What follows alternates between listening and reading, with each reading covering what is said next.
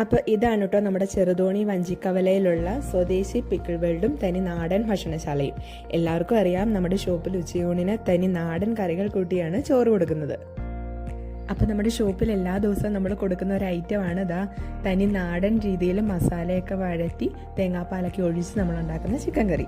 എല്ലാവർക്കും വളരെ ഇഷ്ടമാണ് നമ്മുടെ ഷോപ്പിലെ ചിക്കൻ കറി.